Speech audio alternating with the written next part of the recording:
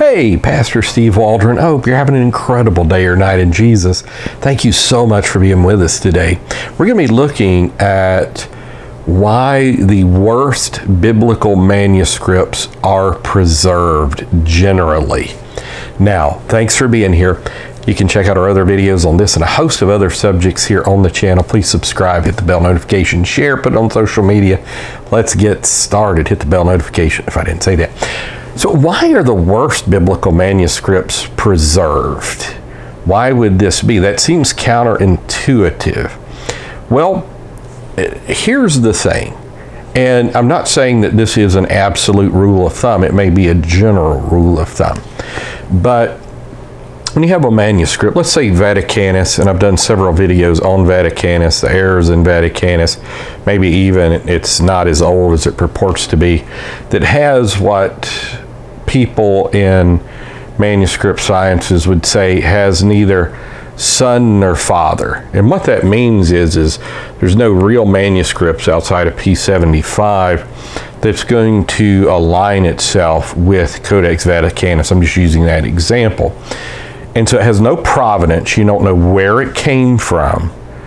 And then it was considered so bad, nobody recopied it, that this lends one to believe it's not God's preserved word. It's not that which is in the thousands upon thousands of manuscripts in numerous languages around the world that are generally known as Byzantine Texts, Majority Texts, Textus Receptus. There are nuances between those three, gone over that numerous times here on the channel, but sometimes people refer to them kind of generically as those terms, kind of cross those terms together.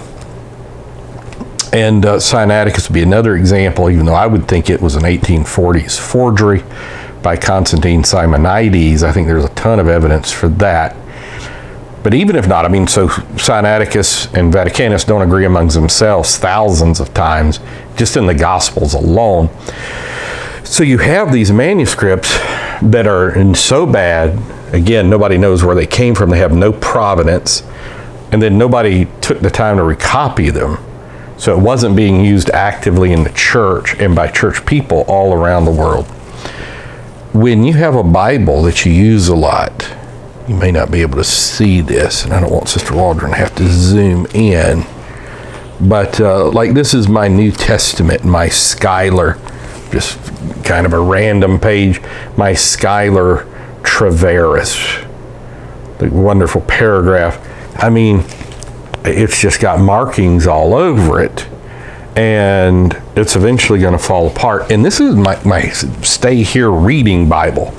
Bibles I carry with me when I travel get even more, just fall completely apart. And this is just a great quality Bible.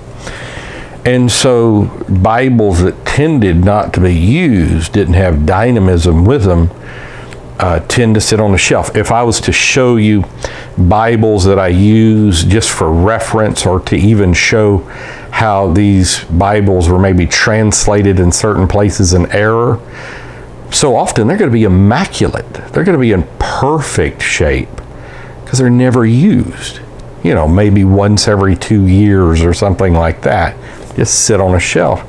Where the Bibles I preach from, read from daily, my Cambridge large print here that has been my companion. I don't know how many of these I've gone through over the years, both reading and preaching from them. They're incredible size, incredible reading experience, not just the print size, but everything about it, the paper, the black on white it's called, on and on.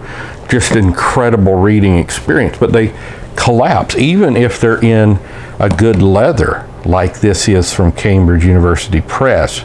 It's not the best leather, but it's the best they make it in. It's a French Moroccan, which is usually sheepskin. But they just collapse, they fall apart. So this is, right now I'm using this as my daily scripture memory Bible. It's wonderful for that. So that's the reason, or the primary reason, that the worst manuscripts are the best preserved. And you can't always go with that as saying this is God's preserved word in its entirety. Now, guys, believe it or not, like Kurt Allen is going to see this, and to an extent, Bruce Metzger is. Some of your other more apologetic or apologists, maybe for modern Bible versions, they're going to kind of conveniently leave some of those facts out and just have well-presented error, an error that makes sense, but it's not the entire story. It's not the truth of the matter.